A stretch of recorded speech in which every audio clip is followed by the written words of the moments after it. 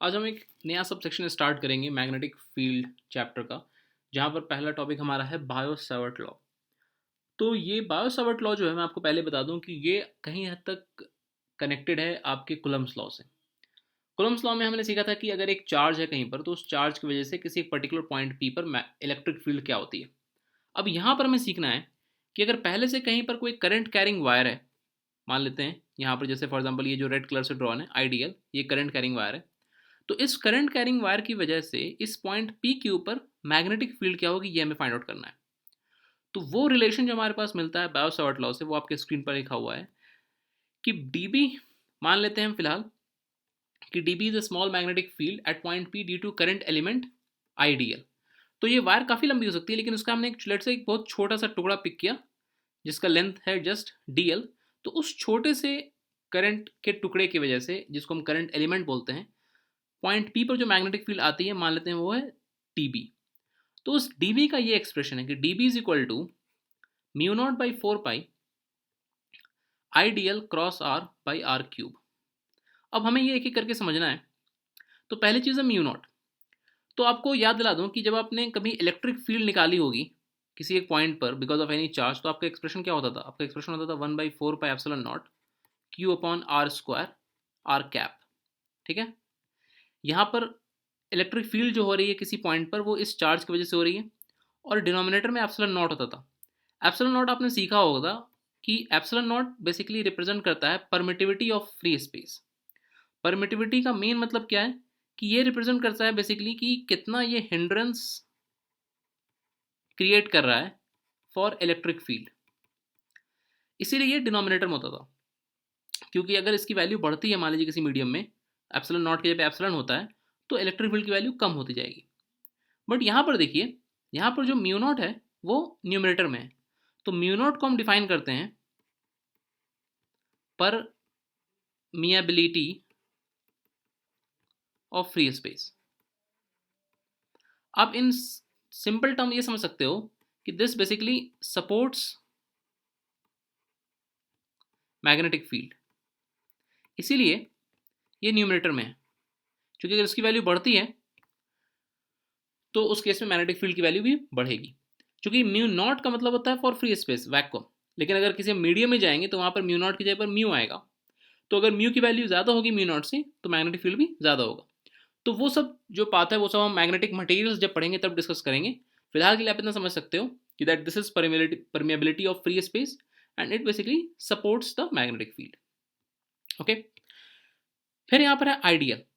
तो जिस तरीके से यहाँ पर चार्ज होता था, जो मेन सोर्स होता था इलेक्ट्रिक फील्ड का, वैसे यहाँ पर आइडियल है। Ideal is basically your current element जो यहाँ पर है। तो ये करंट एलिमेंट ही है जो कि इस पॉइंट पी पर या कहीं पर भी मैग्नेटिक फील्ड क्रिएट कर रहा है। तो करंट एलिमेंट पिछले लेक्चर्स में हमने सीखा हुआ है, करंट एलिमेंट को हम आइडियल से रिप्रेजेंट करते हैं। फिर यहाँ पर है आर। तो आर आपको सामने लिखा हुआ है साफ कि r is basically position vector of point P with respect to your current element. आपको दिख रहा है ये येलो लाइन से शो हो रहा है। तो इस येलो लाइन में आपको दिख रहा है कि करंट एलिमेंट से स्टार्ट हो रहा है और इस पॉइंट पी पर हम जा रहे हैं। ये जो वेक्टर है that is the position vector of point P, यानी कि जिस पॉइंट पर हमें मैग्नेटिक फील्ड कैलकुलेट करनी है उस पॉइंट का position vector with respect to current element. तो यही है आपका बायो सावर्ट लॉ। इस लॉ को अगर हम चाहें तो थोड़ा और सिंपल टर्म्स में लिख सकते हैं कि यहाँ पर d B will be equal to mu not by 4 pi. अब आप देखो यहाँ पर ऊपर आर वेक्टर है, नीचे आर क्यूब है, तो मैग्नीट्यूड तो कॉमन है। तो अगर ये कैंसिल हो सकता है तो ये क्या बन जाएगा ऊपर में? ऊपर में ये बन जाएगा सिंपली, अगर हम आर वेक्टर के मैग्नीट्यूड से उसको डिवाइड करें तो क्या बचेगा? वो बचेगा simply r cap divide by नीचे आ जाएगा आर स्क्वायर। ये बेसिक वेक्टर की प्रॉपर्टी है जो आई होप आपको पता है। तो आर कैप से हमें क्या मिल रहा है? आर कैप से हमें पोजीशन मिल रहा है, और आर कैप का मैग्नीट्यूड क्या होता है? 1 होता है। नीचे डिनोमिनेटर में आर स्क्वायर आ गया। आर स्क्वायर इसलिए रख रहा हूँ क्योंकि आपको आर स्क्वायर पहले भी आपने देखा है, जब आपने कुलम्स लॉ पढ़ा तो वहाँ पर भी आर स्क्वायर था, यहाँ पर भी आर स्क्वायर है। तो ये एक्सप्रेशन आपको ऐसा याद रखना ज़्यादा आसान होगा होपफुली।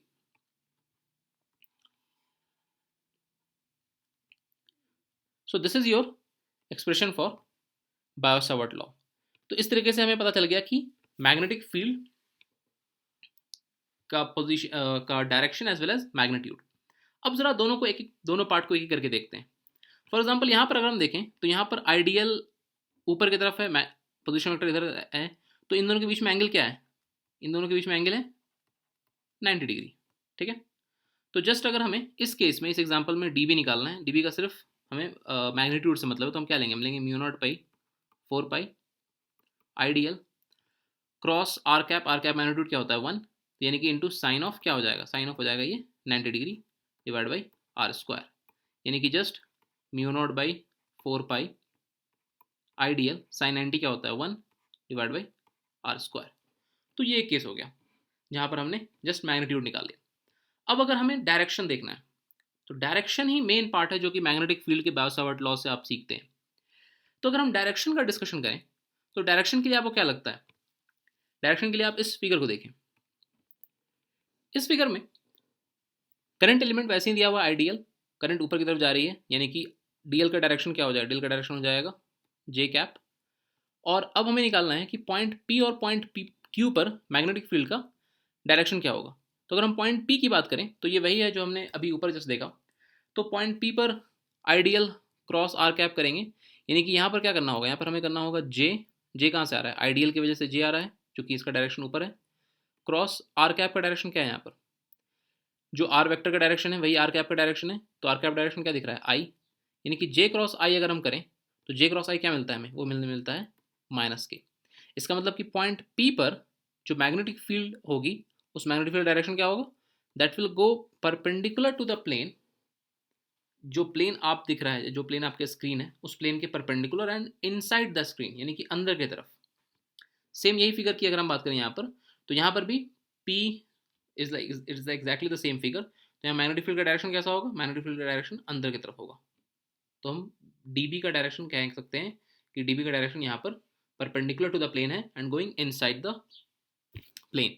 तो ये तो होना भी था, क्योंकि आपको साफ दिखाई दे रहा है कि आइडियल क्रॉस आर हो रहा है, तो यानी कि dB will obviously be perpendicular to DL and also it will be perpendicular to your R vector। तो यानी कि जिस प्लेन में करंट एलिमेंट और पोजीशन वेक्टर होते हैं, मैग्नेटिक फील्ड उस प्लेन के परपेंडिकुलर होनी है। अब जो परपेंडिकुलर होनी है उसमें दो ही केस हो सकता है, या तो परपेंडिकुलर अंदर की तरफ होगी या बाहर की तरफ होगी। तो यहाँ पर इस फिगर में पॉइंट पी के लिए ये अंदर की तरफ जा रही है मैग्नेटिक फील्ड यहाँ पर। अगर हम बात करें फिगर क्यू की, तो फिगर क्यू में आपको क्या दिखाई दे रहा है? फिगर क्यू के लिए भी करंट एलिमेंट तो वही कॉमन है, same current element ideal, current ऊपर जा रही है। इस करंट की वजह से इस पॉइंट क्यू पर हमको मैग्नेटिक फील्ड निकालनी है। तो यहाँ पर क्यू का position with respect to current element क्या दिख रहा है आपको? ये अगर करंट एलिमेंट है तो उसके रिस्पेक्ट में पोजीशन किधर जा रहा है? पीछे जा रहे हैं हम।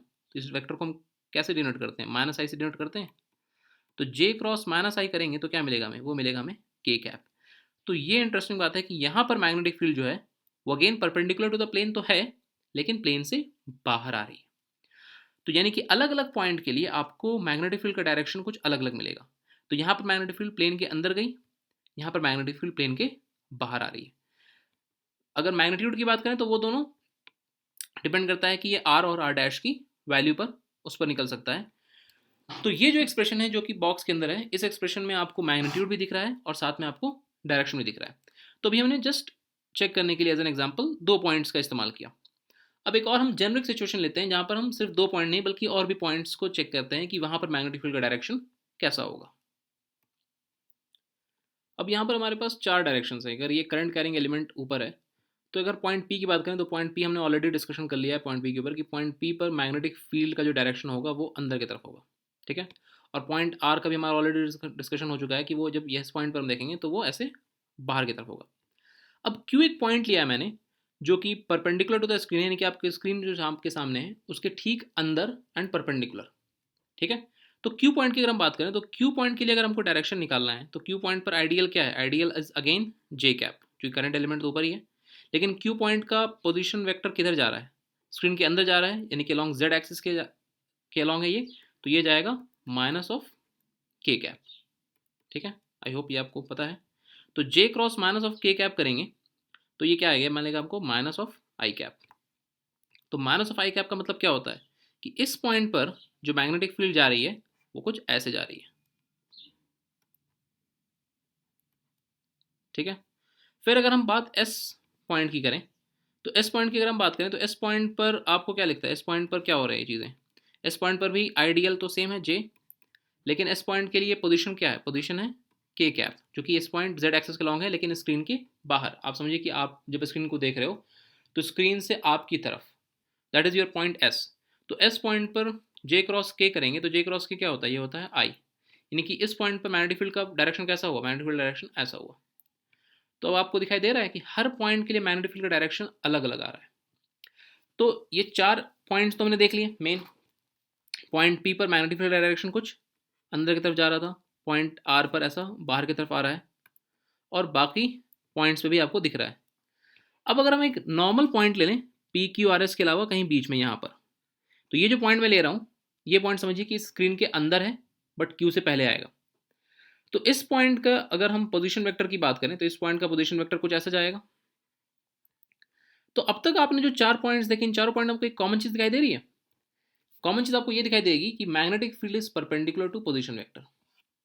आप चेक कर लो इस चीज को, पॉइंट पी पर भी परपेंडिकुलर आ रहा है, यहाँ पर भी परपेंडिकुलर ही आ रहा है, यहाँ पर भी परपेंडिकुलर आ रहा है, यहाँ पर भी परपेंडिकुलर आ रहा है। तो यहाँ पर भी क्या होगा, यहाँ पर भी जो नेट डायरेक्शन होगा मैग्नेटिक फील्ड का, वो डायरेक्शन कैसा होना है, वो डायरेक्शन परपेंडिकुलर ही होना है। तो ये जो परपेंडिकुलर यहाँ पर जा रहा है ये किस तरफ जा रहा है, ये क्यू की तरफ डायरेक्टेड है। तो अब आपको एक पैटर्न समझ आ रहा है कि कोई भी पॉइंट अगर हम पिक करें तो उस पॉइंट पर जो मैग्नेटिक फील्ड का डायरेक्शन होगा वो पोजीशन वेक्टर के परपेंडिकुलर होगा। तो ऐसा कब होता है, ऐसा तब होता है जब मैग्नेटिक फील्ड बाहर में क्या फॉर्म कर रही हो, मैग्नेटिक फील्ड बाहर में एक सर्कुलर लूप फॉर्म कर रही हो। तो मैग्नेटिक फील्ड ऐसे बनती है फाइनली कि अगर ये हमारे पास करंट एलिमेंट है आइडियल, तो आप समझिए कि जो मैग्नेटिक फील्ड बनेगी वो मैग्नेटिक फील्ड बाहर में ऐसा एक सर्कुलर लूप फॉर्म करती है। अभी जो हमने देखा केस, उस केस में यहाँ पर पॉइंट पी था, ये पीछे में जो इसके पीछे आ रहा है वो पॉइंट क्यू था, ये यहाँ पर पॉइंट आर था, और यहाँ पर पॉइंट एस था जो आपको सामने दिख रहा है। तो ये जो सर्कल मैंने बनाई है, इस सर्कल को आप समझिए कि ये वाइट आपके सामने जो बोर्ड है उस बोर्ड पर नहीं है, आपके सामने अगर स्क्रीन है तो उस स्क्रीन पर नहीं है, बल्कि इसका आधा हिस्सा उस स्क्रीन के अंदर है और आधा हिस्सा स्क्रीन के बाहर है। ये जो सर्कल है ये बेसिकली एक्स जेड प्लेन में बनी हुई है, एक्स जेड प्लेन में। ओके, तो मैग्नेटिक फील्ड क्या कैसे दिख रही है आपको, मैग्नेटिक फील्ड आपको बहुत कन्वीनियंटली अब दिख रही होगी। यहाँ पर ये इसके टेंजेंशियल जा रहा है, यहाँ पर ये टेंजेंशियल जा रहा है, यहाँ पर भी ये टेंजेंशियल जा रहा है, यहाँ पर भी टेंजेंशियल जा रहा है, और बीच में अगर पॉइंट लें तो वहाँ पर भी क्या होगा, वो हमेशा टेंजेंशियली जाता रहेगा। तो magnetic field basically tangentially flow करती है on a circular loop along about a current carrying element. तो मैग्नेटिक फील्ड आप यहाँ पे क्या देख रहे हैं कि मैग्नेटिक फील्ड हर पॉइंट पर मैग्नेटिक फील्ड का डायरेक्शन अलग अलग है। तो इसलिए जब भी हम कोई आर कैप लेंगे यहाँ पर जो बायो सावर्ट लॉ है, तो उस आर कैप के हिसाब से मैग्नेटिक फील्ड होगी, जो मैग्नेटिक फील्ड हमेशा आर के परपेंडिकुलर होनी है। तो फिलहाल के लिए आपके पास एक और इन्फॉर्मेशन ये भी मिल गई कि अगर आपके पास एक करंट कैरिंग एलिमेंट है छोटा सा, तो उसके चारों तरफ एक सर्कल बनाइए, तो मैग्नेटिक फील्ड लाइन उसी सर्कल में मूव करेगा। यानी कि मैग्नेटिक फील्ड लाइन यहाँ से आपको ये भी दिख रहा है कि magnetic field line B forms close circular loop. ठीक है, आपने जब इलेक्ट्रोस्टैटिक फील्ड लाइन पढ़ी थी तो वहां पर वो क्लोज सर्कुलर लूप नहीं फॉर्म कर रहा था, लेकिन यहाँ पे magnetic field line closed circular loop form कर रहा है। तो आई होप आपको बात समझ में आ गई हो कि बायो सावर्ट लॉ से हमें क्या क्या इन्फॉर्मेशन मिलता है। बायो सावर्ट लॉ मैग्नीट्यूड और डायरेक्शन दोनों देता है मैग्नेटिक फील्ड का। मैग्नेटिक फील्ड हमेशा परपेंडिकुलर होगी करंट एलिमेंट के as well as position vector के, और जिस प्लेन में करंट एलिमेंट और पोजिशन वेक्टर होगा मैग्नेटिक फील्ड उसके परपेंडिकुलर जाएगी। और अगर एक छोटा सा करंट एलिमेंट हमारे पास है तो मैग्नेटिक फील्ड वहाँ पर क्लोज सर्कुलर लूप फॉर्म करेगी। तो ये एक छोटे से करंट एलिमेंट की वजह से हमने जस्ट देखा। अब आगे वाले लेक्चर्स में हमको एक वायर की वजह से देखना है, फाइनाइट साइज के वायर की वजह से देखना है, इन्फिनाइट साइज के वायर की वजह से देखना है, एक सर्कुलर लूप की वजह से देखना है। तो जो चीज़ें इलेक्ट्रोस्टैट्स में इंसान पढ़ता है कि अलग अलग चार्ज डिस्ट्रीब्यूशन की वजह से इलेक्ट्रोस्टैटिक फील्ड कैसे होगी, वैसे यहाँ पर भी हमको देखना है कि अलग अलग current type of current carrying element की वजह से मैग्नेटिक फील्ड किस तरह से होगी। आपको एक चीज़ अगर याद दिला दूँ कि यहाँ पर इलेक्ट्रोस्टैटिक फील्ड एक चार्ज से मिल जाती है, लेकिन एक सिंपल सा एक चार्ज अगर रखा हुआ है तो वो मैग्नेटिक फील्ड नहीं देता, बल्कि आपको एक करंट चाहिए होता है मैग्नेटिक फील्ड के लिए। ये आपको बात इस अब तक एक्सप्लेनेशन से दिखाई दे रही होगी। वो इसलिए क्योंकि मैग्नेटिक फील्ड भी एक सिंपल से चार्ज पर असर नहीं डालती है, बल्कि चार्ज इन मोशन पे ही वो इफेक्ट कर पाती है। चार्ज इन मोशन पे कैसे इफेक्ट कर पाती है हमने सीखा होगा ना, F is equal to q v cross B से। क्योंकि जब चार्ज के पास कोई वेलोसिटी नहीं थी तो उस केस में मैग्नेटिक फोर्स का कोई इफेक्ट नहीं आ रहा था चार्ज पे, लेकिन जब चार्ज के पास वेलोसिटी आई तभी इफेक्ट आ रहा है। तो ये सारा खेल रेसिप्रोकल चलता है। मैग्नेटिक फील्ड ने चार्ज इन मोशन पर असर डाला, तो चार्ज इन मोशन को भी हम क्या बोलते हैं, चार्ज इन मोशन को ही तो हम बोलते हैं करंट। चार्ज जब भी इन मोशन में आएगा तो वो करंट बन जाता है, इसीलिए करंट के वजह से मैग्नेटिक फील्ड क्रिएट भी होती है। तो ये समझिए एक क्लोज सर्कल है। Magnetic field charge in motion पे इफेक्ट डालता है और charge in motion he current कहलाता है, जो कि मैग्नेटिक फील्ड क्रिएट करता है। और जो मैग्नेटिक फील्ड क्रिएट होती है because of A current carrying element, वो क्लोज्ड सर्कुलर लूप फॉर्म करती है। अब अगर ये क्लोज सर्कुलर लूप फॉर्म कर रही है, अब मान लीजिए अगर आपको करंट का डायरेक्शन उल्टा हो तो हम कैसे निकालेंगे फिर? क्या हमें पूरी तरह से फिर से सॉल्व करना चाहिए या उसका एक आसान मेथड भी है? तो यहाँ पर एक छोटा सा करंट कैरिंग एलिमेंट है आइडियल। हमने अब तक सीख लिया कि मैग्नेटिक फील्ड लाइन बाहर से सर्कुलर लूप फॉर्म करेगी। तो अगर हम इस पॉइंट पर देखें तो डायरेक्शन अगर हमें निकालना है, अभी तो हमने सीखा है तो हमें याद है कि डायरेक्शन इसका अंदर होगा, लेकिन एक जनरल तरीका क्या रखेंगे हम याद रखने का? आपको सिंपल फॉलो करना है right hand thumb rule. Right hand rule में क्या आ गया? आपको मानना है कि आपका जो थंब है उसका डायरेक्शन आपको रखना है अलोंग द करंट, यानी कि थंब इस केस में हम रखेंगे ऊपर। तो आप राइट हैंड का थंब ऊपर रखिए अलोंग द करंट, तो आपके ये 4 फिंगर्स ऐसे जाएंगे। ये 4 फिंगर्स जिस तरीके से कर्ल होंगे उसी डायरेक्शन से आप समझिए कि मैग्नेटिक फील्ड कर्ल होगी। तो यहाँ पर अगर आप रखोगे इस फिगर में तो 4 फिंगर्स आपके ऐसे जाएंगे, तो इसलिए मैग्नेटिक फील्ड भी आपकी ऐसे जाएगी। और ये 4 फिंगर्स ऐसे दूसरी साइड से बाहर निकलने का डायरेक्शन शो करेंगे, इसलिए मैग्नेटिक फील्ड भी दूसरी साइड से ऐसे बाहर निकलेगी। तो बस अगर आपको एक बार एरो दिखाई दे दिया, यानी कि आपको पूरे मैग्नेटिक फील्ड लाइन का एरो दिखाई दे दिया, तो मैग्नेटिक फील्ड लाइन ऐसे फ्लो कर जाएगी इस पूरे करंट एलिमेंट की वजह से। अगर इसका हम एक दूसरा केस भी देखें कि यहाँ पर अगर करंट कैरिंग एलिमेंट आपका नीचे की तरफ है, करंट अगर आपका नीचे की तरफ फ्लो हो रहा है, तो इस केस में भी क्या करना है, सेम यही राइट हैंड रूल आपको लगाना है। इस केस में जो आपका थंब बनेगा उस थंब के डायरेक्शन को आपको नीचे रखना है। तो याद रखिए कि थंब का डायरेक्शन आपका हमेशा करंट के डायरेक्शन के हिसाब से रखा जाएगा। ओके, और ये 4 फिंगर्स का जो डायरेक्शन है ये जाएगा आपके मैग्नेटिक फील्ड के हिसाब से। तो करंट का डायरेक्शन नीचे है, तो यानी कि थंब का डायरेक्शन हम नीचे रखेंगे। जब थंब का डायरेक्शन नीचे रखेंगे तो आपको क्या दिखाई दे रहा है? आप खुद अपने राइट हैंड थंब रूल को अप्लाई करके देखो खुद से, आपको दिखाई ये देगा कि आपकी जो 4 फिंगर्स हैं वो ऐसे अंदर जाएंगी और इधर से ऐसे बाहर निकलेंगी। तो अब देखो, अब तक के सभी केसेस में हमने करंट को ऊपर रखा था, इसलिए इस साइड राइट हैंड साइड से मैग्नेटिक फील्ड इंटर कर रही थी। लेकिन यहाँ पर हमने करंट को उल्टा कर दिया, तो राइट हैंड साइड से मैग्नेटिक फील्ड ऐसे बाहर आ रही है और इस साइड से मैग्नेटिक फील्ड अंदर जा रही है। तो आपको सिंपली राइट हैंड रूल दिमाग में रखना है, बाकी सारे केसेस आप खुद से सॉल्व कर लो। अब एक लास्ट एग्जांपल देखते हैं। इस फिगर को आप देखो, यहाँ पर अगर करंट इस तरह डायरेक्शन में जा रही है तो मैग्नेटिक फील्ड आपको क्या लगता है? Again right hand thumb rule लगाओ, तो राइट हैंड के थंब को रखो अलोंग द करंट, तो आपको क्या दिखाई देगा? आपको दिखाई देगा कि आपकी जो बाकी 4 फिंगर्स हैं वो ऐसे एंटर कर रही हैं और इधर से ऐसे वो बाहर निकल रही हैं। तो ये हो जाएगा मैग्नेटिक फील्ड का डायरेक्शन। तो हर हाल में मैग्नेटिक फील्ड का जो सर्कुलर लूप होगा, लूप दैट सर्कुलर लूप, उसका जो प्लेन होगा, ठीक है, तो प्लेन ऑफ लूप आपको हमेशा दिखाई देगा कि वो परपेंडिकुलर होगा करंट कैरिंग एलिमेंट के। एक केस आप और देख सकते हो कि मान लीजिए अगर आपका करंट कैरिंग एलिमेंट ऐसा है ना, सीधा हॉरिजॉन्टल बराबर, तो इस केस में जो मैग्नेटिक फील्ड लाइन बनेगी वो कैसी बननी चाहिए? वो इसके परपेंडिकुलर होनी चाहिए, यानी कि वो ऐसी बनेगी। ठीक है, और अब अगर यहाँ पर आपको डायरेक्शन निकालना है तो अगेन आप क्या करो, आप राइट हैंड थंब रूल लगाओ।